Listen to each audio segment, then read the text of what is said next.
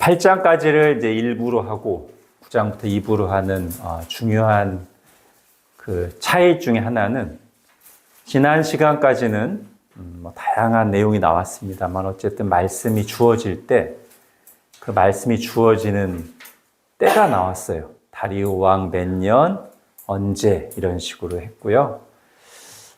그리고 지난주까지는 어쨌든 성전 건축이라는 것이 그 말씀들의 중요한 배경 내지는 그 말씀을 통해서 성전 건축을 격려하시거나 그 성전 건축이 가져올 영광스러운 결과들 이런 식으로 어찌됐든 성전 그들이 그 말씀이 주어진 때가 이제 성전이 건축될 시기인데 그래서 성전 건축과 연관되는 말씀이었습니다.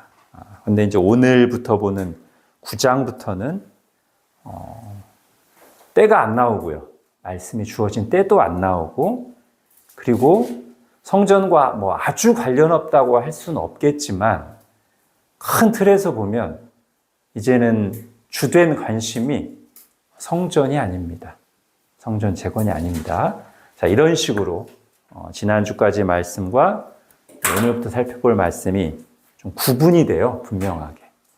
자, 그럼 오늘부터는 그럼 어떤 내용이냐? 장차 오실 메시아 그리스도와 그를 통해서 세워질 영광스러운 하나님 나라. 이게 이제 주된 내용이고요. 자, 그러다 보니까 전체적인 분위기는 밝을까요? 어두울까요? 밝겠죠, 그죠? 장차 오실 그리스도 얘기고 그분을 통해서 이루어질 하나님 나라 얘기니까 당연히 전체 큰 틀에서는 긍정적이에요. 소망에 찹니다. 그런데 중간중간에 보면 약간 또 무거운 얘기들이 있어요. 여러분이 먼저 오늘과 다음 시간에 배울 내용의 주제가 장차 오실 그리스도 하나님 나라에 대한 얘기라는 것과 그래서 이 스가랴 후반부의 주된 분위기는 밝고 긍정적이고 소망에 찬 것인데 그러나 중간중간에 약간 어렵고 무거운 얘기들도 있다라고 이해하시면 되고요. 이걸 우리가 어떤 전체로 연관해서 얘기하면 당연히 그리스도를 통해 하나님 나라가 이루어지는 것은 좋은 일인데 그 과정에는 어떤 시련과 이해하기 힘든 일들과 고난과 전쟁이 동반된다 라고 먼저 우리가 전체적으로 이해하고 가셔도 되겠습니다. 자, 그럼 9장부터 볼게요. 자, 여기서도 이제 오늘부터도 이제 비유와 상징들이 많이 나오는데 자, 9장 1절 보십시오. 여호와의 말씀이 하드락 땅에 내리며 다메섹에 머물리니 사람들과 이스라엘 모든 지파의 눈이 여호와를 우러러 봄이니라. 자, 말씀이 내린다고 했습니다. 보통 우리가 구약 성경에서 말씀이 임한다 그러면 선지자들에게 그죠? 말씀을 선포하라고 말씀 내리는 그런 것으로 우리가 자연스럽게 이해를 하는데 여기는 그런 의미가 아닙니다. 이건 약간 좀 상징적인 표현 같은데요. 여호와의 말씀이 하드락 땅에 내렸다. 그리고 다메섹에 머문다. 그리고 2절에 보면 계속 이어집니다. 그 접경한 하메세도 임하겠고 뭐가요? 하나님의 말씀이. 또 어디에도 임해요? 두로와 시돈에도 임합니다. 이게 무슨 뜻인가?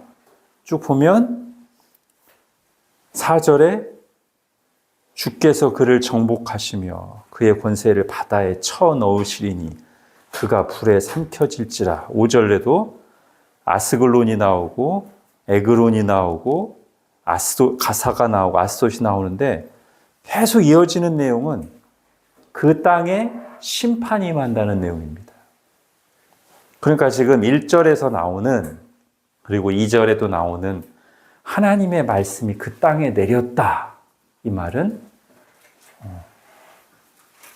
심판이 그 땅에 임한다는 것을 어떻게 상징적으로 보여주는 거예요. 마치 비가 내리듯이 또는 어둠이 내리듯이, 아마 어둠이라고 하는 게 이제 뒤에 내용과 연관하면 좀 좋을 것 같아요. 어둠이 내리듯이 지금 하나님의 말씀이 내리고 있어요. 내린대요. 그런데 이 지명들을 보면, 자, 이스라엘이 이렇게 있는데, 여기가 이제 이스라엘이죠. 얘가 지중해고요. 얘가 이스라엘. 이스라엘 이쪽에 보면은 두로와 시돈이 있어요. 그죠? 페니키아. 요즘으로 하면 레바논이기도 하고요. 두로가 레바논이죠. 그 다음에 이스라엘과 많이 싸웠던 나라 중에 하나가 또 아람이 있습니다. 아람. 시리아. 자, 여기에 보면 이제 오늘 성경에 나오는 다메섹,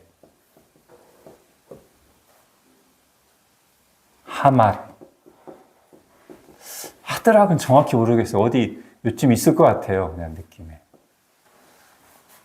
그 다음에 5절부터 나오는 아스글론, 에그론, 가사, 아스돗. 자, 여러분 사사기나 사무엘 이런 데를 보시면 이게 어느 민족, 어느 나라의 주요 도시들이죠?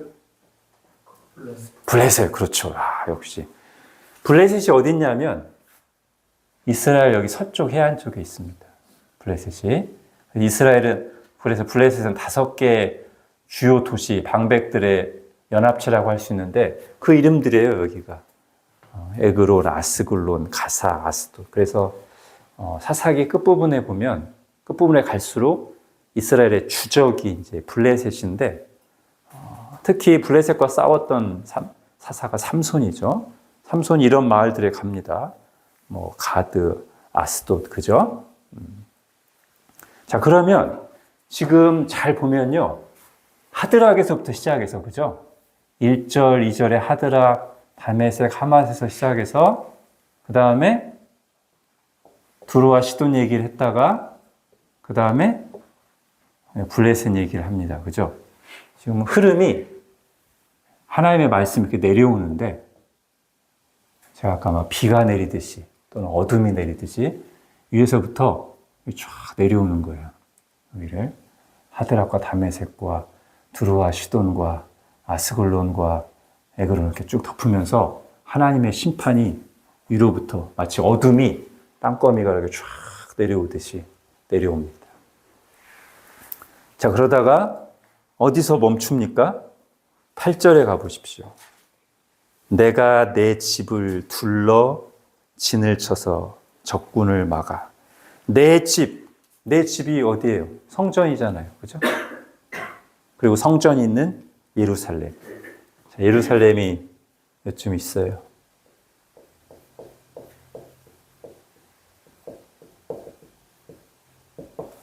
그러니까 아마 저는 이래서 이 내렸다는 표현을 아마 이런 의도로 쓰지 않았을까 생각합니다. 이 순서로 봤을 때도. 우리 앞에서도 스가랴 할 때 8가지 환상에서 북쪽 얘기 나왔잖아요. 그죠? 북쪽에서부터 심판이 옵니다. 주로 이스라엘을 공격하는 큰 나라들이 바벨론이나 아수르나 페르시아 이런 나라들이 위에서부터 온단 말이에요. 그리고 그 나라들은 사실 이스라엘만 멸망시킨 게 아니라 이 주변 나라들도 다 삼켰단 말이에요. 마치 그것을 연상시키듯이 이 북쪽에서부터 지금 하나님의 심판이 하나님의 말씀으로 표현돼. 그것이 위에서부터 쭉 내려와서 얘들을 다 파괴시키고 삼키는데 여기서 딱 멈춰요. 내려오다가. 왜요? 여기는 하나님께서 둘러 진을 치고 계시기 때문에 예전에는 황폐됐었어요. 예전에 예루살렘이 범죄했을 때는 하나님이 철저하게 파괴하셨죠. 그런데 지금 9장 8절에서는 다시는 포악한 자가 다시는 그 지경으로 지나가지 못하리. 하나님이 보호하시겠다는 뜻입니다. 자, 그걸 지금 어떤 시각적인 이미지로 딱 이렇게 구분되게 하기 위해서 말씀이 내린다는 표현을 썼고 또 북쪽에서부터 지명들이 쭉 나와서 예루살렘에서 딱 멈추는 그런 그림을 보여주고 있습니다. 자, 그러면 이 위의 나라들은 왜 하나님께서 심판하시는가? 자, 가장 중요한 단어는 6절에 나옵니다. 9장 6절. 뒷부분에 보면 내가 블레셋 사람의 교만을 끊고, 교만함 때문이에요. 근데 그 교만이 실제로 나타나는 모습은 뭐냐? 2절에 가보십시오. 그 집경한 하맛에도 임하겠고 두루와 시돈에도 임하리니 왜요? 그들이 매우 지혜로움이니라. 이게 칭찬하는 말이 아닙니다. 성경에서 세상의 지혜를 가리킬 때 이렇게 쓰는데 그들이 세상적으로 매우 지혜로워요. 세상으로부터는 지혜롭다고 인정받아요. 또는 자칭 스스로를 지혜롭게 여겨요. 그런 의미에서 매우 지혜로워요. 그래서 그 지혜로움은 어떻게 나타나요? 3절에 보니까 그 세상적인 지혜, 자칭 우리가 얼마나 지혜로운가 할 때 그 지혜는 3절의 모습으로 나타납니다. 3절 같이 읽어볼게요. 시작. 두로는 자기를 위하여 요새를 건축하며 은을 티끌같이 금을 거리에 진흙같이 쌓았도다. 예. 이 세상 지혜는 자기를 위해서 요새를 쌓는 거예요. 그리고 금과 은을 막 자기를 위해서 쌓아두는 거예요. 그래서 2절에 그렇게 그들이 매우 지혜롭기 때문에 심판이 임한다는 거예요. 어떻게? 4절에 주께서 그를 정복하시며 그의 권세를 바다에 쳐넣으시리니 그가 불에 삼켜질지라. 예, 바다에도 막 던져버리시고 불에도 삼키게 하시고 그러면 그들이 자기를 위해 쌓았던 요새와 자기를 위해 건축했던 요새와 자기를 위해 쌓아두었던 은과 금이 다 어떻게 돼요? 순식간에 무너질 것입니다. 사실은 지혜로운 게 아닌 거죠. 저는 이 장면을 딱 보는 순간 유명한 누가복음 12장에 예수님이 말씀하신 어리석은 부자 비유가 생각납니다. 거기 보면 주님이 이런 말씀하셔요. 자기를 위하여 재물을 쌓아두고 하나님께 대하여 부요하지 못한 자가 이와 같으니라. 거기 나오는 말씀, 자기를 위하여가 여기 딱 3절에 나오고 그 다음에 재물을 쌓아두고 여기 또 쌓아도다가 나오잖아요. 근데 순식간에 하나님이 그게 다 쓸모없게 만드신다는 거죠. 그러면 우리가 이 지혜라는 말을 딱 가지고 어떤 게 지혜로운 것인가? 우리 8절에 지금 내 집이라는 표현을 썼잖아요. 내 집이라고. 성전.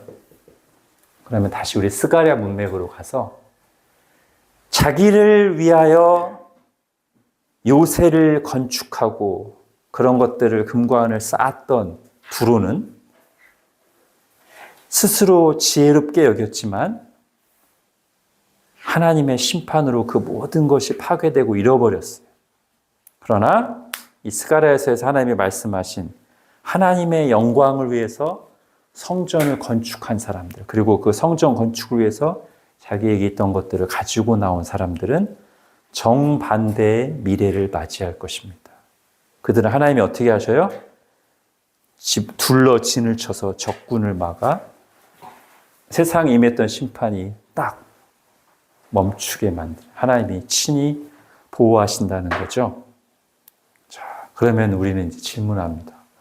누가 지혜로운 사람인가? 세상에서는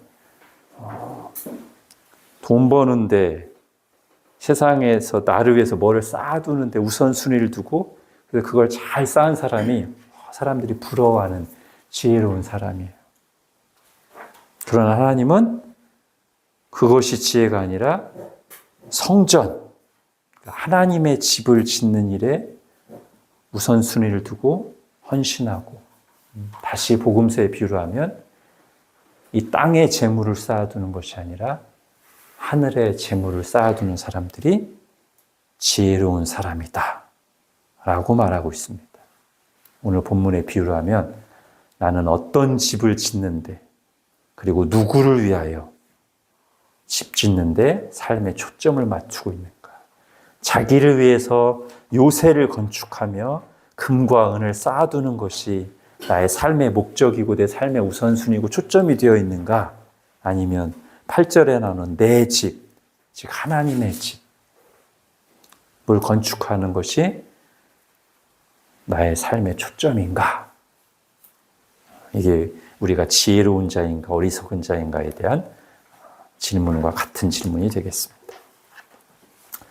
자, 그리고요, 이제 9절, 10절로 넘어갑니다. 자, 9절, 10절은 아마 스가랴에서 가장 유명한 구절 중 하나. 그리고 우리도 익숙하게 알고 있는. 왜냐하면 복음서에 그대로 인용됐었으니까요. 자, 우리 9절, 10절을 같이 읽어보겠습니다. 시작. 시온에 따라 크게 기뻐할지어다. 예루살렘에 따라 즐거이 부를지어다. 보라, 내 왕이 내게 임하시나니 그는 공의로우시며 구원을 베푸시며 겸손하여서 나귀를 타시나니 나귀의 작은 것 곧 나귀 새끼니라. 내가 에브라임의 병거와 예루살렘의 말을 끊겠고 전쟁하는 활도 끊으리니 그가 이방 사람에게 화평을 전할 것이요 그의 통치는 바다에서 바다까지 이르고 유브라데 강에서 땅끝까지 이르리라. 아멘. 제가 스가랴 9장부터 14장까지의 주제가 뭐라고 그랬어요? 장차 오실 그리스도와 그를 통해 이루어질 하나님 나라라고 했죠. 그냥 그 내용이 여기 딱 응축되어 있습니다. 이 9절, 10절.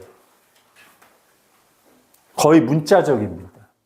다는 아니지만 예수님이 정말 나귀를 타고 오셨고 나귀를 타고 예루살렘에 입성하셨고 그리고 그분은 공의의 왕이시며 구원을 베푸시는 분이시고 겸손하신 주님이시면서 그분은 이스라엘뿐만 아니라 이방 사람들에게까지 화평의 복음을 전하셔서 이제 그분의 통치는 예루살렘이나 어느 한 지역, 한 민족에게만 한정되는 것이 아니라 바다에서 바다까지, 유브라데에서 땅끝까지 모든 민족, 모든 땅에 이른다. 예, 그냥 예수님과 하나님 나라 얘기입니다. 9절, 10절. 자, 요거를 이제 스가랴서 문맥에서 좀 더 볼게요.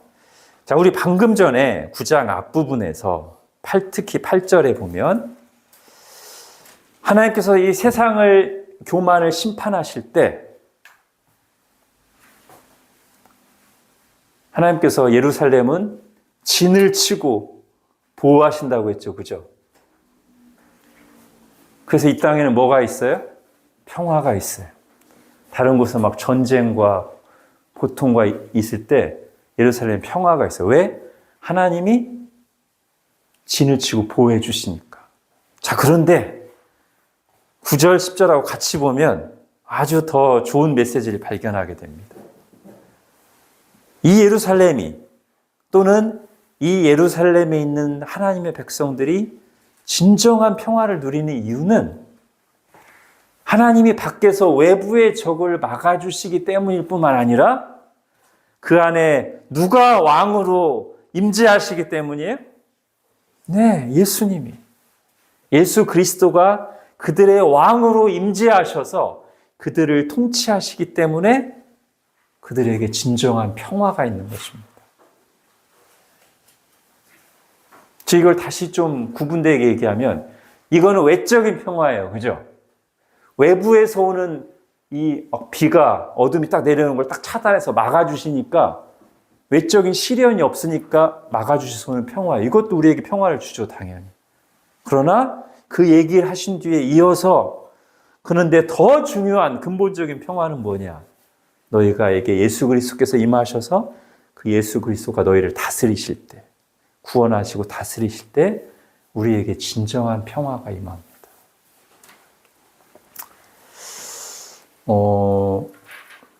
요걸 이제 같이 보면 이렇게 밖으로도 진을 쳐서 막아주시고 안으로 임하셔서 평화를 주신다. 요게 앞에 우리 봤던 스가랴 2장을 한번 가보십시오. 딱 이거와 연관되는 구절이 있어요.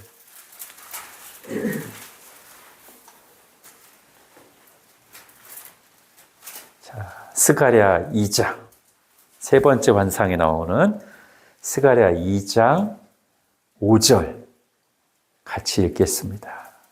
시작. 여호와의 말씀에 내가 불로 둘러싼 성곽이 되며 그 가운데서 영광이 되리라. 아멘. 밖으로는 내가 불성벽이 되어서 너희를 보호해주고 안으로는 내가 너희 가운데 임하여서 너희의 영광이 될 것이다. 네. 지금 요거와 비슷한 이야기가 지금 9장 8절 9절에 나오는 거예요. 밖으로는 내가 내 집을 둘러 진쳐서 적군을 막아서 너희를 보호해 줄 것이고 안으로는 내가 보낼 왕 그리스도가 시온에 임해서 너희 안에 들어가서 너희를 다스릴 것이다. 그럴 때 진정한 평안이 옵니다. 우리도 마찬가지죠, 그렇죠? 물론 우리에게 외부의 고난이 있으면 그것이 우리의 평안을 빼앗아 가긴 합니다. 그래서 하나님께서 그걸 도와주셔서 해결해 주실 때 우리가 감사하면서 평안을 누리죠. 그러나 보다 더 근본적인 평안은 내 마음에, 내 삶에 그리스도께서 정말 왕으로 오셔서 나의 왕이 되어주시고 내가 그 왕의 통치를 받을 때 우리 내면에 진정한 평안이 있습니다. 여러분 아무리 밖에 보안 시스템하고 안전장치 해봐요. 주님께서 내 심령에 임하시지 않으면 불안하죠. 참된 평안이 없죠.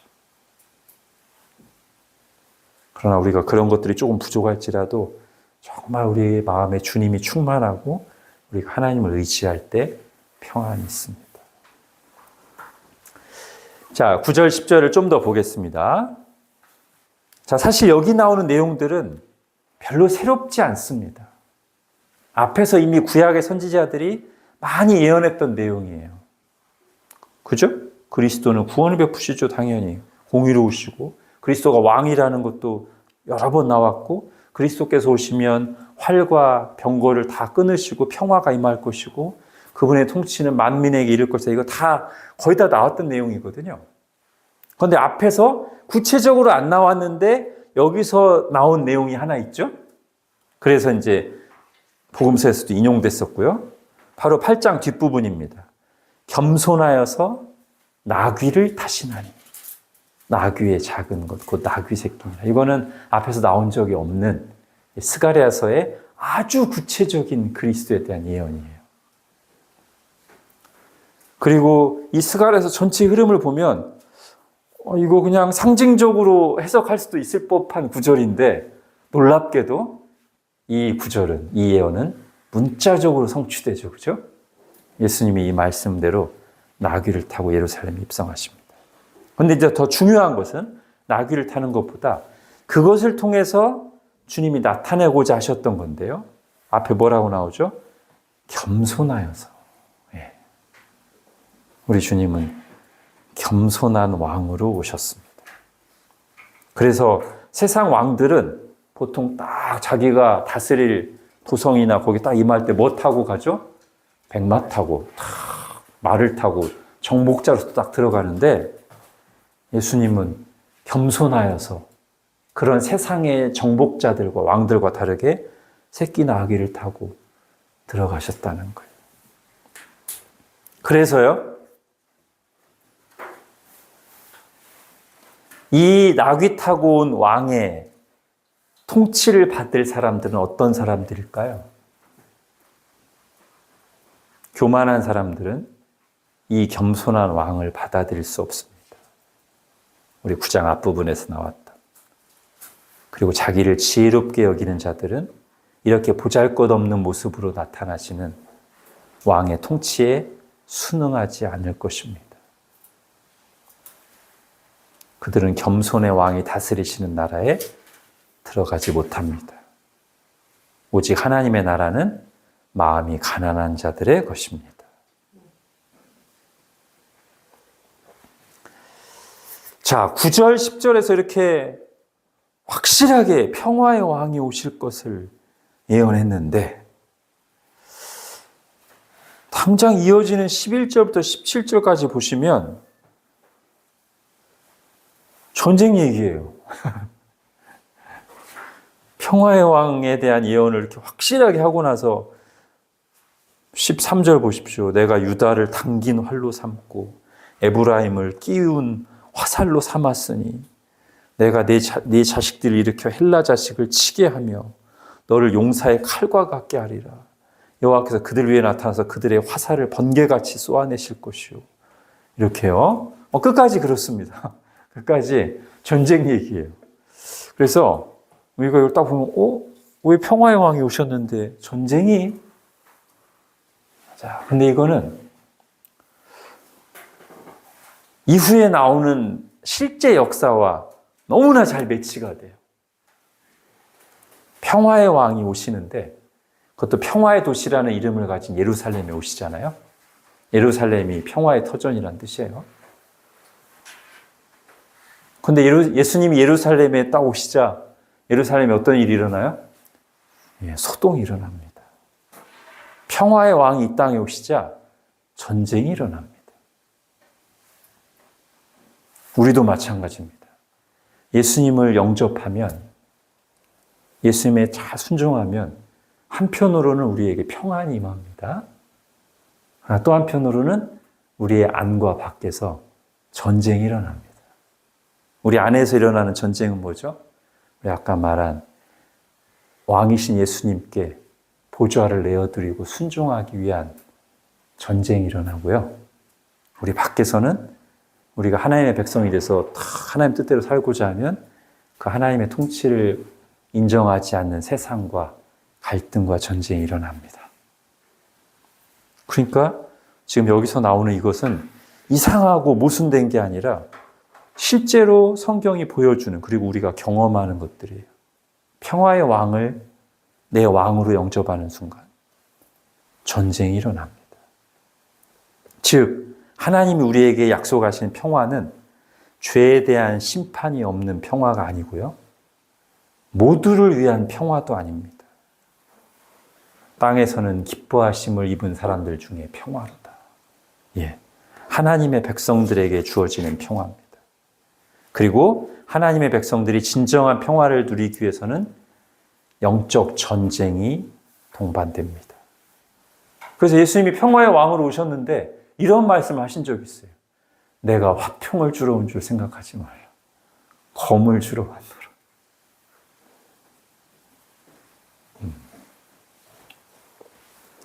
자, 지금 11절부터 17절까지 하시는 말씀은 뭐냐면 그 싸움에서 하나님이 우리 편이 되어 싸워주시고 승리를 주신다는 약속의 말씀입니다. 그리고 우리를 그 싸움에 동참시키겠다고 말씀하십니다.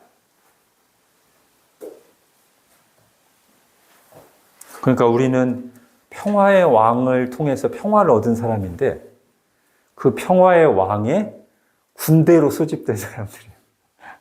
그죠? 그래서 진정한 평화를 위해서 전쟁을 치르는 사람들입니다. 자, 예수님의 진군 명령이 마태복음 맨 끝에 나오죠. 하늘과 땅의 모든 권세를 내게 주셨으니 너희는 가서 모든 민족을 제자로 삼아 내가 너에게 분부한 모든 것을 가르쳐 지키게 하라. 전쟁 명령입니다, 말하자면. 그러면서 어떤 약속을 하세요? 내가 세상 끝날까지 너희와 항상 함께 있으리라. 그게 딱 지금 11절부터 17절까지 말씀입니다. 승리를 주시겠다는 거예요. 자, 이제 10장으로 가겠습니다. 자, 10장도 역시 약간 시적인 표현이자 해석이 필요한 말씀으로 시작됩니다. 10장 1절 같이 읽겠습니다. 시작. 봄비가 올 때 여호와 곧 구름을 일게 하시는 여호와께 비를 구하라. 무리에게 소낙비를 내려서 밭의 채소를 각 사람에게 주시리라. 아멘. 자, 우리 지금 9장, 10장으로 나누어져 있습니다만 이 10장 1절은 9장 마지막 절 17절하고 연결해서 봐야 더 더 우리가 풍성한 메시지를 발견할 수 있습니다. 자, 9장은 앞서 말했듯이 예수 그리스도께서 오시고 그를 통해서 이루어질 하나님 나라에 대한 그 영광스러운 나라에 대한 예언인데 그 마지막이 이런 식으로 표현되어 있어요. 9장 17절. 그의 형통함과 그의 아름다움이 어찌 그리 큰지 곡식은 청년을, 새 포도주는 처녀를 강건하게 하리라. 이렇게 표현되어 있어요. 하나님 나라의 풍성함이. 무슨 말이에요? 하나님께서 우리를 보호하시고 은혜를 베푸시고 그럴 때 곡식과 포도주가 풍성할 거예요. 구약적인 이미지로. 구약적인 이미지로 아주 막 소출이 풍성해서 곡식이 넘치고 그래서 청년들이 그 곡식을 먹고 강건해지고 처녀들도 포도주 소출이 또 많아서 막 포도나무가 주렁주렁 열리고 해서 포도주를 먹고 강건해질 거예요. 자, 이게 약속인데, 자, 약속. 풍성한 소출, 열매, 추수. 이게 약속이거든요. 하나님이 이루실 일이에요. 자, 그러면 이 가나안 땅에서 이렇게 풍성한 수출이 열매가 제대로 맺히려면 반드시 따라와야 되는 게 뭐냐면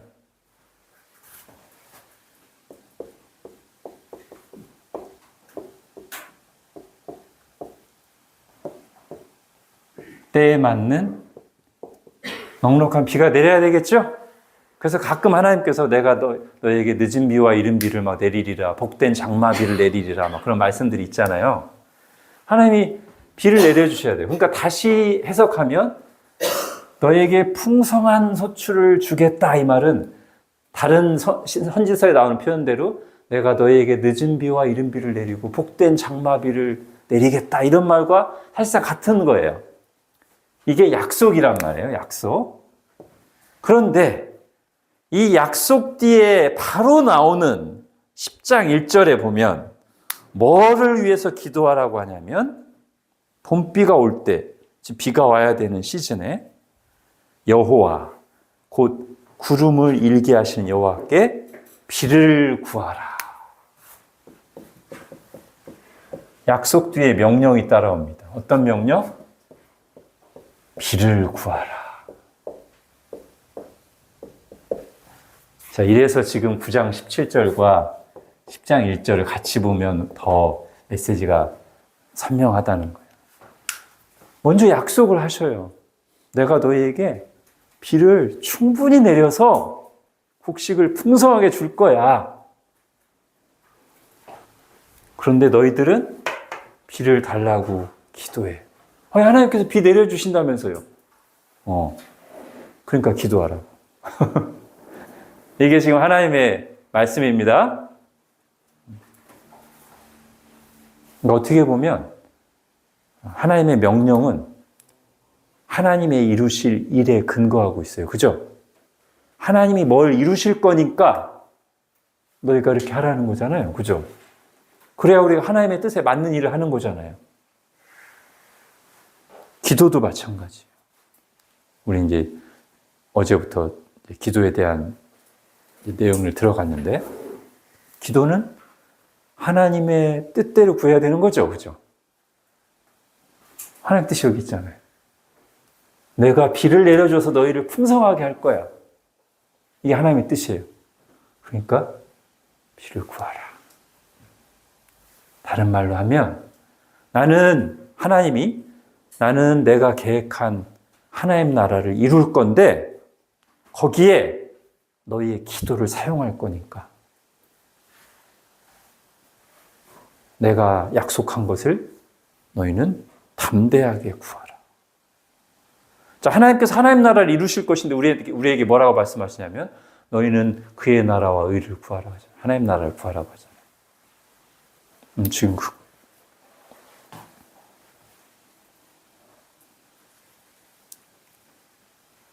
하나님은 우리의 기도를 사용하셔서 하나님이 말씀에 약속하신 바를 이루실 것입니다.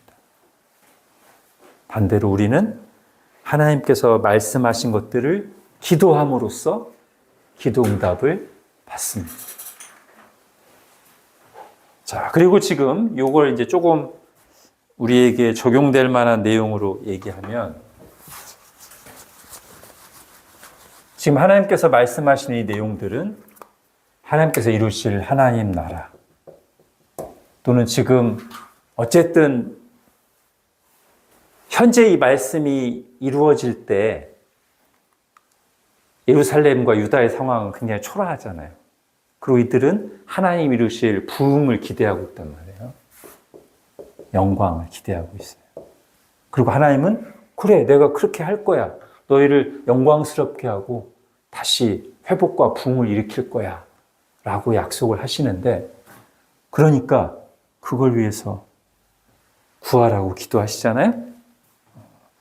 성경을 보나 교회사를 보거나 부흥의 때에는, 부흥이 있는 곳에는 하나님의 말씀에 반응하여 부흥을 구하며 간절히 기도하는 사람들이 있었습니다.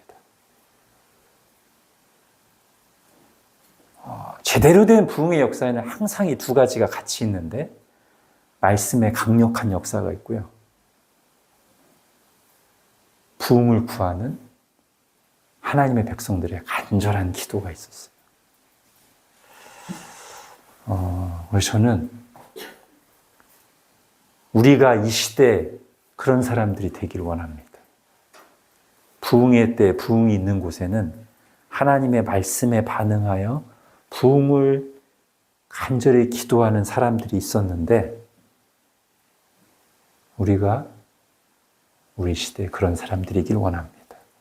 하나님의 말씀을 붙잡고, 우리가 이번에 특히 학개와 스가랴를 공부하면서 하나님이 이루실 일 많이 생각했는데, 우리가 정말 이 말씀대로 이루어 주시기를, 비유적인 표현으로 하면 비를 내려 주시기를, 이 메마른 땅에, 이 메마른 시대에 비를 흡족하게 내려주시기를 기도하고, 실제로 하나님께서 그렇게 비를 내려주시는 것을 함께 보는 저와 여러분이 되기를 바랍니다.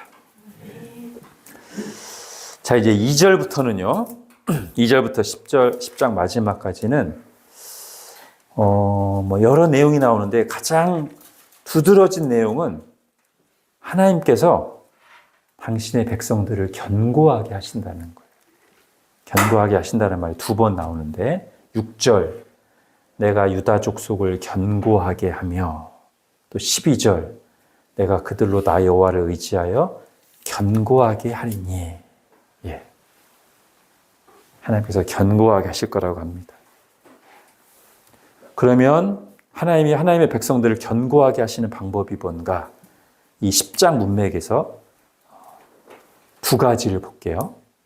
첫 번째는 2절, 3절입니다. 10장 2절, 3절.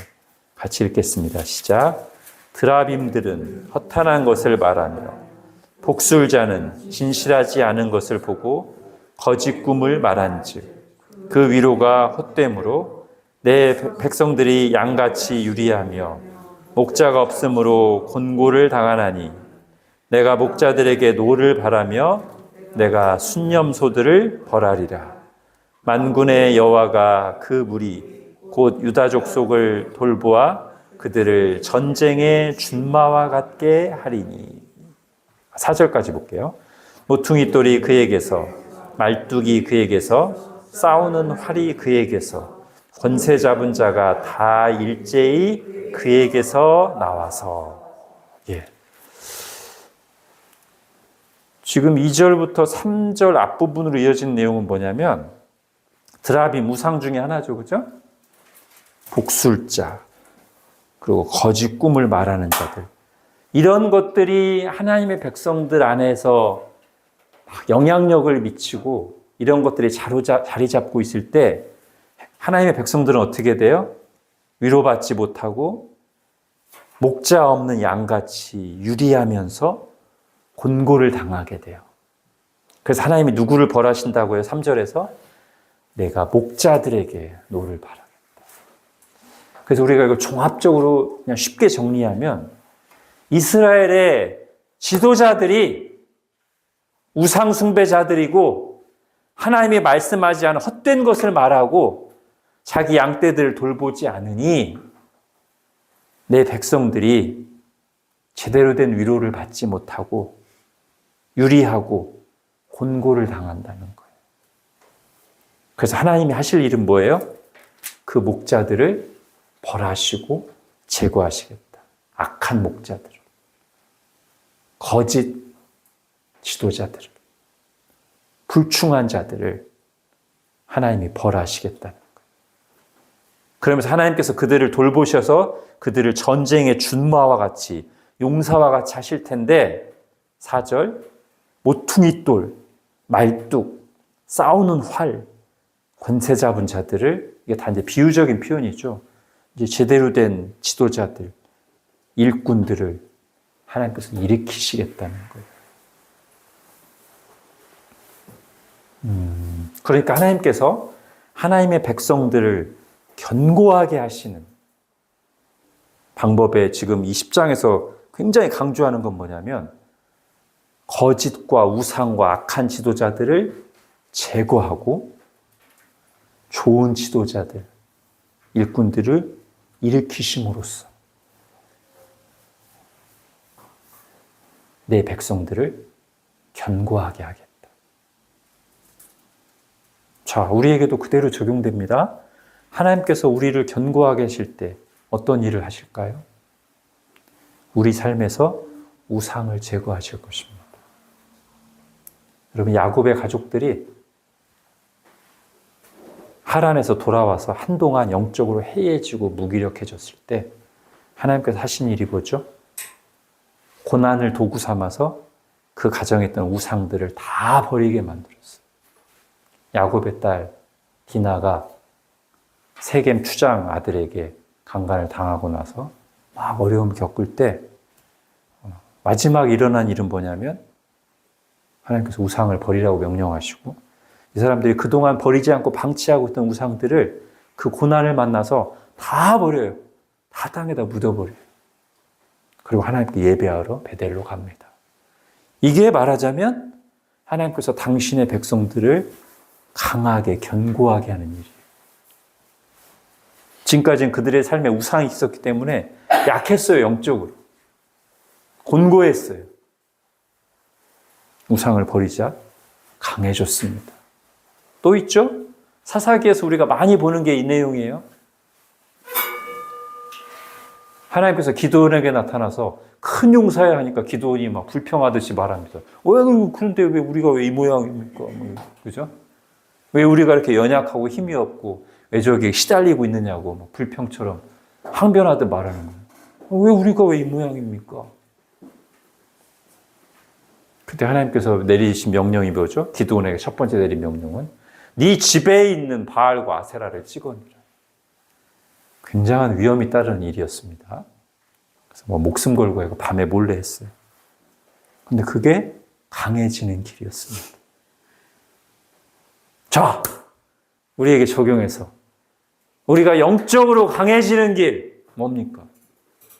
네, 우리 삶에서, 우리 가정에서 우상을 제거하는 겁니다. 이건 누구도 대신할 수 없어요. 내 마음과 내 골방과 내 휴대폰 안과 우리 가정은 아주 은밀한 곳이고 잘 드러나지 않는 곳이기 때문에 제가 여러분 가정 다 모르잖아요. 우상이 얼마든지 곰팡이처럼 자리 잡고 있을 수 있어요. 방치되어 있을 수 있어요. 그리고 그게 우리를 영적으로 약하게 합니다. 우리가 말씀을 듣고 제거하는 게 제일 좋고요. 안 그러면 이제 하나님의 고난이라는 방법을 통해서 우리를 회복시키기 위해서 그러실 수 있죠. 자, 그 다음에 좋은 지도자를 일으킨다고 했죠? 예. 에베소서 4장에 보면 하나님께서 교회에 직분자를 세운다고 말씀하시고 직분자를 세우시는 이유를 이렇게 설명합니다. 이는 성도를 온전하게 하여 봉사의 일을 하게 하며 그리스도의 몸을 세우려 하심이라. 예. 바른 직분자들이 서 있을 때 이런 일이 일어난다는 거예요. 그죠? 자, 하나님께서 우리를 복 주시는 방법 중에 하나는 좋은 영적 지도자를 세우시는 겁니다. 또는 교회를 견고하게 하시는 방법 중에 하나는 교회에 좋은 충성된 일꾼들을 세워주시는 겁니다. 우리가 그런 걸 위해서 기도해야 되겠죠. 그죠? 그래서 여러분이 저를 위해서 기도해 주셔야 됩니다. 부족한 강의미 목사가 정말 딴 생각 품지 않고 하나님 앞에서 충성스럽게 말씀을 준비해서 전하고 목양할 수 있도록 저를 위해서가 아니라 교회를 위해서 기도해 주셔야 돼요. 그리고 우리 교회에 계속해서 충성스러운 직분자들과 일꾼들이 세워지도록 기도해야 됩니다. 자, 그래서요, 하나님의 백성들이 이제 견고하게 될 것인데, 12절에 보면, 진정한 견고함이 뭔가가 아주 잘 표현되어 있습니다. 12절. 같이 읽겠습니다. 시작. 내가 그들로 나 여호와를 의지하여 견고하게 하리니 그들이 내 이름으로 행하리라. 나 여호와의 말이니라. 아멘. 자, 견고한 하나님의 백성들은 왜 견고한가? 하나님을 의지함으로써 견고합니다. 그 누군가 정말 견고한 신자가 있다면 그 신자는 어떤 타고난 재능이나 뭐 그런 것 때문이 아니고요. 그 사람이 하나님을 의지하기 때문에 견고한 겁니다.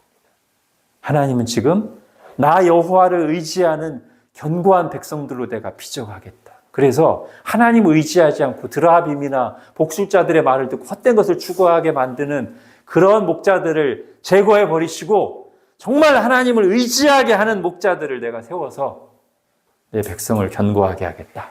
이런 뜻으로 해석할 수도 있습니다. 그러니까 좋은 영적 지도자는 어떤 역할을 하는 사람이어야 돼요? 하나님의 백성들로 하여금 사람을 의지하지 않고 돈을 의지하지 않고 세상 것을 의지하지 않고 하나님을 의지하게끔 계속 말씀을 전하고 도전하고 격려하는 지도자가 좋은 영적 지도자겠고, 좋은 신자들은 또 어떤 신자들이에요? 눈에 보이는 목회자나 사람이나 다른 걸 의지하지 않고 내가 정말 하나님만 의지하겠다. 사람들이 견고한 신자들입니다. 그리고 우리 자녀들에게 바라는 소원도 이거죠, 그죠? 우리 아들, 딸들이 정말 다른 거 의지하지 않고 하나님만 의지하는 견고한 자녀들이 된다면 얼마나 좋을까. 그게 우리의 가장 큰 소원 중에 하나입니다. 자, 이제 마지막 11장 간단히 보겠습니다. 사실 11장이 오늘 본문 중에서 제일 어려운 부분 중에 하나인데 너무 자세하기도 어렵고요. 일단 제가 구조를 말씀드릴게요. 여러분 성경에도 그렇게 소제목이 붙어 있습니다만 11장 1절부터 3절까지가 이제 서론적인 선언이고요. 이제 4절부터 끝까지가 두 목자의 상징, 스가랴가 두 목자의 역할극을 하는 얘기가 나오는데 굉장히 어려워요, 사실. 자, 일단 11장 1절부터 3절을 보겠습니다. 이것도 이제 다 비유로 돼 있기 때문에 레바논아, 내 문을 열고 불이 내 백향목을 사르게 하라. 아마 여기 계신 분들은 성경을 잘 아시니까 레바논 하면 대표적인 게 백향목입니다. 그리고 백향목은 레바논의 아주 자랑거리죠. 아주 좋은 나무, 레바논이 자랑하는 아주 좋은 나무. 그래서 솔로몬이 성전을 건축할 때 어디서? 레바논의 백향목을 이렇게 딱 가져다 줘요, 성전에. 자기 궁을 지을 때도. 자, 근데 그거를 지금 불사르게 하라. 딱 봐도 심판의 메시지와 연관되죠. 너 잣나무여 곡할지어다. 백향목이 넘어졌고 아름다운 나무들이 쓰러졌습니다. 바산의 상수리 나무들아. 이 바산은 또 이스라엘에서는 그래도 대표적인 비옥한 땅, 목초지 중에 하나입니다. 그래서 뭐 바산의 암소들아 막 이런 것도 나오고요. 거기에 있는 또 상수리 나무들, 무성한 숲도 다 엎어지니까 곡할지어다. 그리고 이런 비유들이 가리키는 좀 더 3절이 이제 아마 이 중에서는 가장 실체적인 내용일 거예요. 나머지는 비유고. 목자들의 곡하는 소리가 나며 그들의 영화로운 곳이 쓰러졌음이로다. 어린 사자들의 부르짖는 소리가 나며 이는 요단의 자랑이 쓰러졌음이로다. 한마디로 곡소리가 날 것이다. 곡소리가 날 것이다. 왜요? 하나님이 지금 여기 다 불태우잖아요, 지금. 그들이 자랑하는 것들, 그들이 의지하는 것들을 다 불태울 때가 올 것이기 때문에 곡소리가 날 것이다. 자, 지금 9장, 10장에서는 장래에 대한 매우 긍정적인 예언을 담고 있었어요. 그죠? 그리스도께서 오시고 하나님 나라가 이루어지고 그래서 하나님 나라 백성들은 막 견고하게 되고 그런 내용들을 담고 있었는데 잘 보면 그 긍정적인 내용을 말하는 중에 사실은 그 백성들 안에 있는 어떤 현재의 문제가 살짝 언급됐었어요. 우리 방금 전에 봤던 겁니다. 10장 2절, 3절이었죠. 장래에 하나님 이루실 긍정적인 내용을 얘기하고 계시는 중에 살짝 비쳤어요. 10장 2절, 3절에 드라빔, 복술자, 그리고 불충한 목자들, 못된 목자들 얘기를 했었잖아요. 이제 11장에 와서 그 목자들에 대한 얘기가 전체 주제가 됩니다. 그래서 11장 3절에 목자들의 곡하는 소리가 나요. 하나님이 악한 목자들을 심판하실 거예요. 그러면서 이어지는 4절부터 17절까지도 이제 계속 목자 얘기가 나오는데 이 목자 얘기가 이제 약간 어렵기 때문에 제가 구조를 설명드리겠습니다. 자, 4절을 먼저 보세요. 자, 4절부터 6절까지가 11장. 11장은 4절부터 6절까지가 하나님의 말씀이고요. 7절부터가 이 말씀에 따라서 스가랴가 뭐라고 말할까요? 역할극을 하는 거예요. 자, 근데 그 역할극이 두 개가 있어요. 7장부터 14장까지가, 17절부터 14절까지가 이거랑 직접적으로 연관된 역할극 1이고요. 그 다음에 15절부터 17절까지가 스가랴 역할극 두 번째 간단한 거예요. 그리고 이 두 번의 역할극에서 스가랴는 다 무슨 역할을 하냐면 목자 역할을 합니다.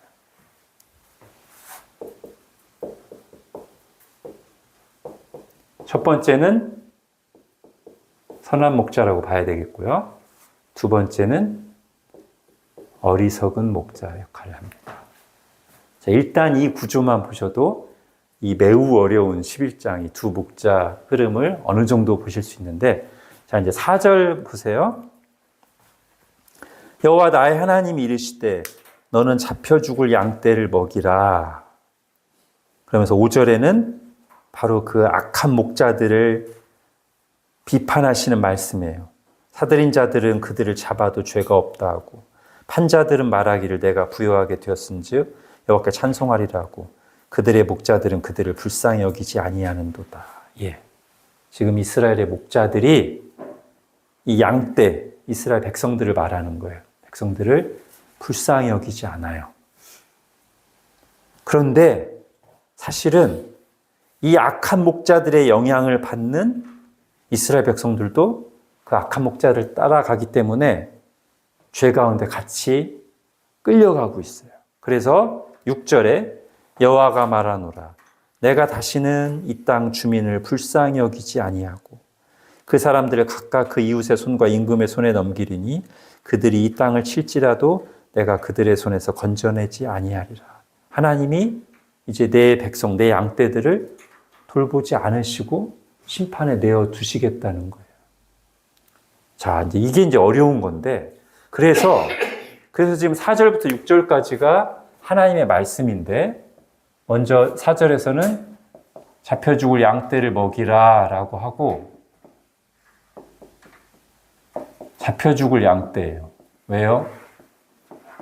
5절에 악한 목자들, 이스라엘의 지도자들이죠. 이들도 양떼들, 즉 하나님의 백성들을 돌보지 않고, 그 다음에 또 한 목자, 하나님이에요. 하나님도 이 양떼를 지금 한동안 징계 가운데 고난을 당하도록 내버려 두시겠다는 거거든요. 자, 그러면 스가랴가 이 말씀을 받아서 7절에서, 자, 4절과 7절을 볼게요. 4절에서 너는 잡혀 죽을 양떼를 먹이라 하시기로, 7절에서 내가 잡혀 죽을 양떼를 먹이니, 이렇게 이어지죠. 그죠? 그러니까 지금 4절부터 6절까지 말씀을 듣고서, 양떼를 먹이라 라는 말씀을 듣고서 7절부터 스가랴가 그 말씀에 따라서 양떼를 먹이는 거예요. 그리고 5절, 6절은 그 양떼를 먹이라고 하시고선 지금 이스라엘의 상황을 하나님 설명을 해주신 거고요. 그러니까 이게 한 덩어리예요. 이렇게 설명하시면서, 자, 이렇게 됐으니 잡혀 죽을 양떼를 먹이라 했더니 7절에서 스가랴가 잡혀주는 양떼를 먹이는 목자 역할을 하는데, 지금 5절과 6절에 앞에 목자가 둘이 나왔잖아요. 악한 목자가 나왔고 선한 목자가 나왔어요. 그러면 스가랴는 이 둘 중에 어떤 목자 역할을 하는 걸까요? 제가 여기 답을 해놨죠? 선한 목자 역할을 해요. 즉 하나님 역할을 하는 거예요, 스가랴가. 그래서 6절이 어느 구절이랑 이어지냐면 6절, 여호와가 말하노라 이스라엘의 참 목자인 내가 다시는 이 땅 주민을 내 양떼를 불쌍히 여기지 아니하고 그들을 넘기고 내칠지라도 내가 가다에 놔두겠다, 이렇게 했잖아요. 하나님이, 이스라엘 목자이신 하나님이. 그것처럼 9절에서 목자 역할을 하는 스가랴가 내가 이르되 내가 너희를 먹이지 아니하리라. 죽는 자는 죽는 대로, 망하는 자는 망하는 대로, 나머지는 서로 살을 먹는 대로 두리라, 이렇게 한다는 말이에요. 하나님이 하시듯이. 그러면 악한 목자는 어디 나오나요? 아까 5절에서 이스라엘의 악한 목자들이 5절이잖아요. 그들이 어디 나오냐면 8절에 나와요. 한 달 동안 내가 그 새 목자를 제거하였으니, 악한 목자들. 이는 내 마음이 그들을 싫어하였고. 즉 하나님께서 이스라엘의 악한 목자들을 싫어하였고 그들의 마음에도 나를 미워했습니다. 예. 이스라엘의 악한 목자들도, 악한 지도자들도 하나님을 미워했어요. 자, 그러면서 7절에 보면 상징적으로 내가 잡혀 죽을 양떼를 먹이는데 참으로 가련한 양들이에요. 근데 내가 막대기 둘을 취하여 하나는 은총이라 하며 하나는 연합이라 하고 양떼를 먹인다. 즉 목자들이 지팡이를 가지고 다니잖아요. 양떼를 가지고 다니면서 양떼들 이렇게 인도도 하고 양을 친단 말이에요. 근데 그 막대기 이름이, 지팡이 이름이 뭐다? 은총과 연합이다.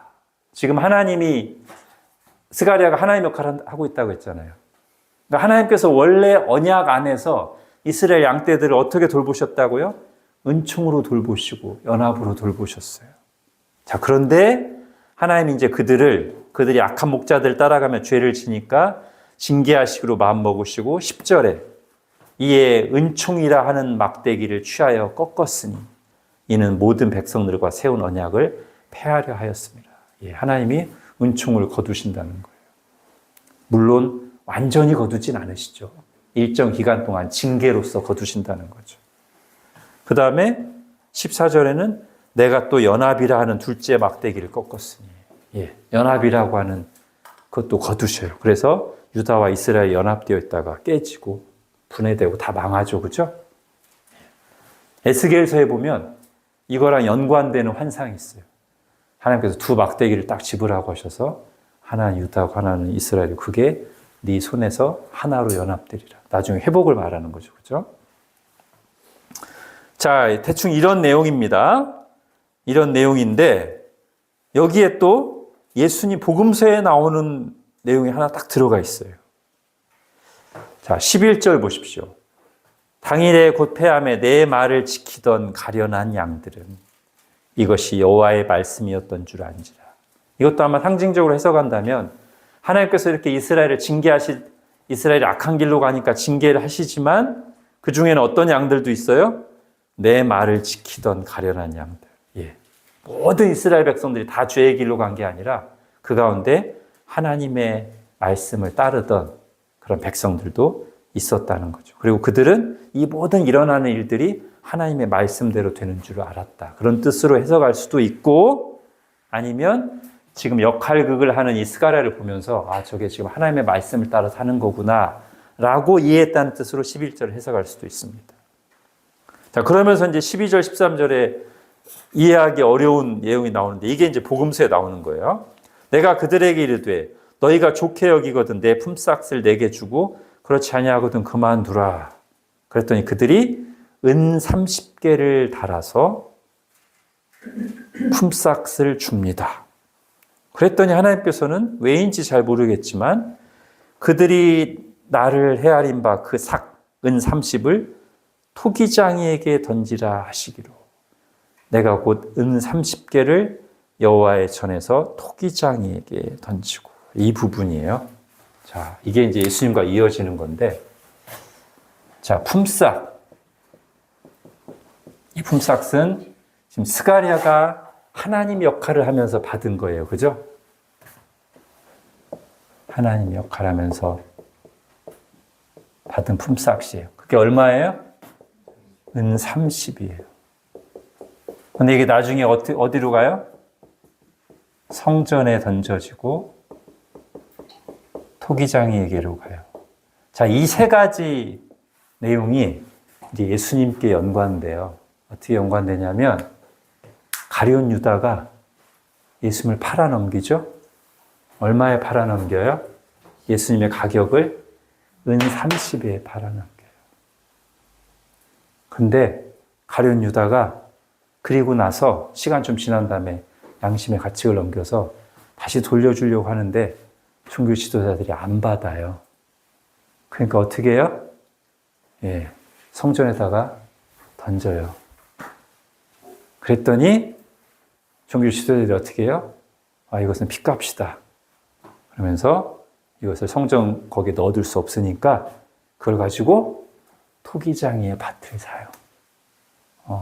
그러니까 이거랑 지금 완전히 연결되는 건 아니에요. 그렇지만 분명히 이 부분은 지금 우리가 스가랴서 11장에서 보는 이 부분은 장차 예수님의 몸값, 예수님의 피값이 은 30에 팔리고 그리고 그 돈은 성전을 거쳐서 토기장이에게로 간다는 것을 보여주는 예언 중에 하나로 우리가 분명히 받을 수 있겠습니다. 아주 막 디테일하게 하나하나 맞추려고 하면 어려워요. 원래 또 예언이 그렇지 않은 것들이 많이 있고요. 자, 이제 마지막 부분 간단히 하고 마치겠습니다. 두 번째 역할. 그래서 이렇게 첫 번째에서는 스가랴가 선한 목자이신 하나님 역할을 하는 역할극을 했고요. 두 번째는 분명하게 여기 나오죠. 15절. 여호와께서 내게 이르시되 너는 또 하나 하는데 이번에는 어리석은 목자의 기구들을 빼앗을지니라. 자, 이게 이제 약간 해석을 더 어렵게 만드는 번역인데 제가 다른 믿을 만한 번역들을 다 봤을 때는 목자들의 기구를 빼앗으라고 된 곳이 없고요. 다들 뭐라고 돼 있냐면 어리석은 목자의 기구로 너를 이렇게 갖춰라. 즉 다른 말로 하면 그 목자의 기구를 가져와서 어리석은 목자 역할을 해라. 그런 뜻이에요. 이게 다른 번역본들은 다 그렇게 돼 있어요. 근데 우리는 빼앗을지라고 해서 이게 어떤 의미지? 어리석은 목자들을 약간 심판하는 의미가 있는 거 그런 의미가 있는 게 아니고 지금 스가랴에게 한 번은 네가 선한 목자 역할을 했지? 자, 이번엔 네가 어리석은 목자 역할을 해라 라고 한 거예요. 그러면서 그 다음에는 특별히 스가랴가 하는 역할이 없고요. 그냥 어리석은 목자로 딱 이렇게 분장만 한 뒤에 이번에는 하나님이 그냥 바로 메시지를 전하십니다. 16절부터 보라 내가 한 목자를 이 땅에 일으키리니 어리석은 목자예요. 그가 없어진 자를 마음에 두지 아니하며 흩어진 자를 찾지 아니하며 상한 자를 고치지 아니하며 강건한 자를 먹이지 아니하고 오히려 살진 자의 고기를 먹으며 또 그 굽을 찢으리라. 화 있을진저 양떼를 버린 못된 목자예요. 칼이 그의 팔과 오른쪽 눈에 내리리니 그의 팔이 아주 마르고 그의 오른쪽 눈이 아주 멀어 버릴 것이라 하시니라. 예. 이번에는 뭐 특별히 하는 건 없고 어리석은 목자로 딱 분장을 한 뒤에 하나님께서 어리석은 목자를 책망하시면서 심판하시겠다는 뜻입니다.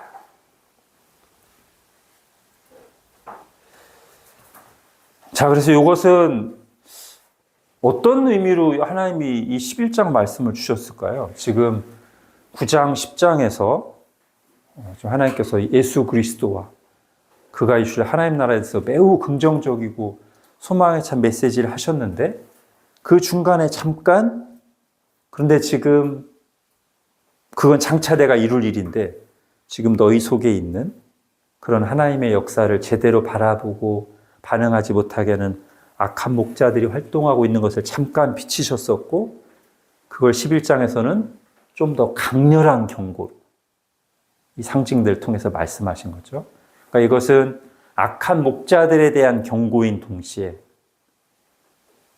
자칫 참된 목자이신 하나님과 그분의 말씀을 따르는 것이 아니라 그런 악한 목자들의 우상 숭배와 잘못된 가르침에 현혹되어 따를 수도 있는 하나님의 백성들에 대한 경고라고 볼 수도 있겠습니다.